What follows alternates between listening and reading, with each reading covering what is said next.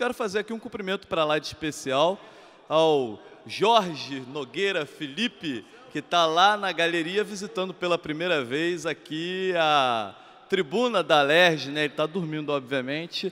É um bebê adorável. Parabéns à mamãe Mariana, parabéns ao papai Jorge Felipe, à vovó que também está aqui presente. E quando a gente tem uma criança, né, nos braços, na verdade a gente segura o mundo, né?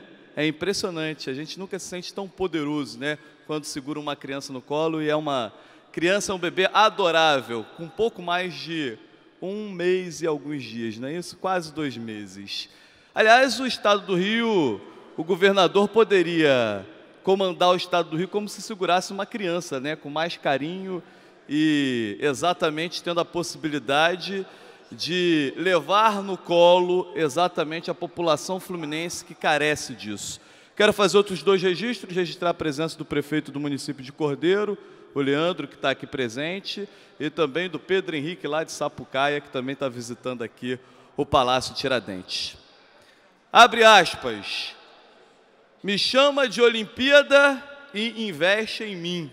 Assinado o ENF. Abre aspas, me chama de Olimpíada e investe em mim. Fecha aspas, o UERJ. Me chama de Olimpíada e investe em mim. Assinado FAETEC. Me chama de Olimpíada e investe em mim. Assinado Bombeiros Militares do Estado do Rio. Me chama de Olimpíada e investe em mim. Assinado policiais civis, policiais militares, demais membros da segurança pública, agentes do DEGASE.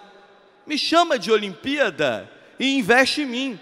Assinado alunos da rede estadual de ensino, profissionais da rede estadual de ensino. Me chama de Olimpíada e investe em mim.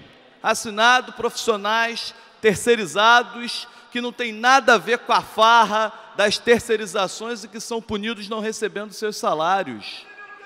Me chama de Olimpíada e investe em mim.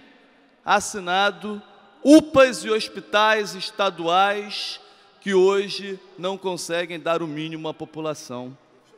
Me chama de Olimpíada e investe em mim profissionais da área de saúde, como bem lembrado pelo deputado Paulo Ramos. Me chama de Olimpíada e investe em mim cidades do interior do estado do Rio de Janeiro que hoje pagam a conta, por exemplo, de um metrô, de uma linha 4, que beneficia mal e porcamente moradores da Barra e de bairros adjacentes, em nome da Olimpíada. Olimpíada que o próprio prefeito Eduardo Paes veio dizer que o Estado não investiu quase nada em Olimpíada, que foi tudo arcado pela prefeitura.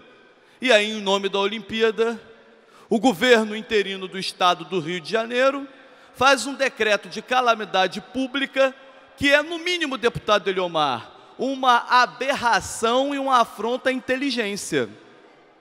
Porque o próprio Ministério da Integração, naquilo que preconiza como regra para decreto de calamidade pública, não há qualquer especificação e qualquer possibilidade de se decretar calamidade pública por conta de uma má gestão dos recursos financeiros do Estado do Rio de Janeiro.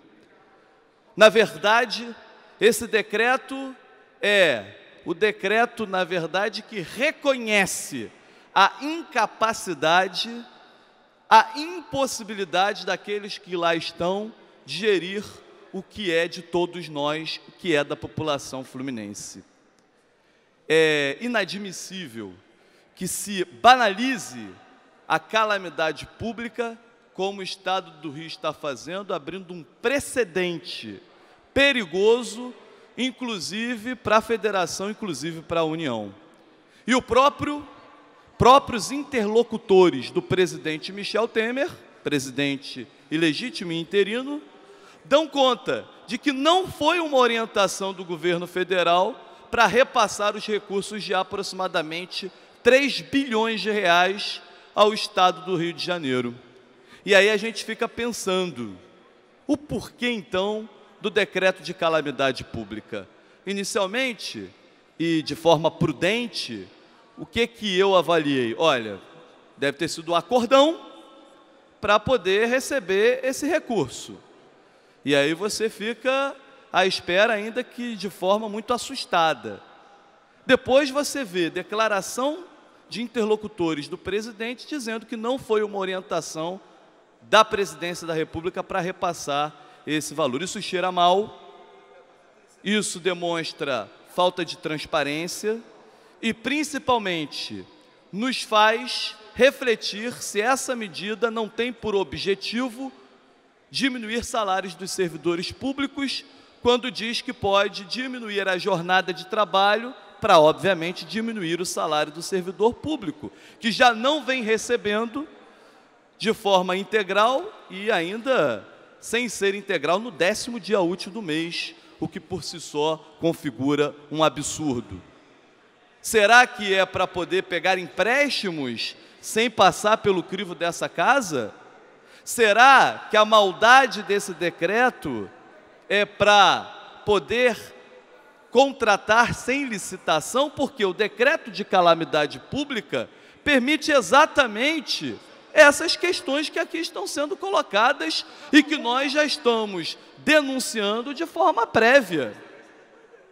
Essa casa está sendo desrespeitada, porque essa casa tem o papel, sim, de fiscalizar, mas também tem o papel de permitir. E aí, quando ele decreta a calamidade, e como tem feito muitas das suas ações por decretos e não por projetos de lei, nós ficamos realmente assustados e com grandes interrogações na cabeça.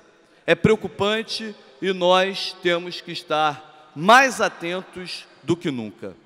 Dito isso, senhor presidente, eu quero aqui agradecer a todos os deputados, especialmente aqueles que eu tive a informação, o deputado Dr. Sadi Noel, o deputado Flávio Serafini, o deputado Luiz Paulo, deputados que nesta semana, ontem, dia D do Parlamento Juvenil, percorreram inúmeras escolas do Estado para poder divulgar o Parlamento Juvenil. Parlamento Juvenil, e eu tenho dito em cada escola pela qual tenho passado, tem, claro, o objetivo de formar futuros vereadores, prefeitos, deputados também, mas não é o objetivo central do Parlamento Juvenil.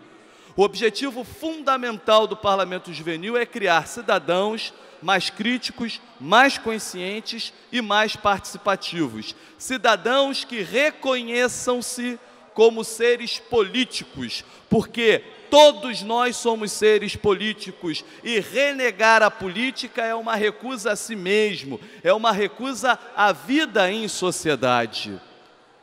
É preciso se reconhecer como ser político, justamente porque a política nos afeta o tempo todo. Então, por que não reverter essa lógica e nós começarmos a afetar a política?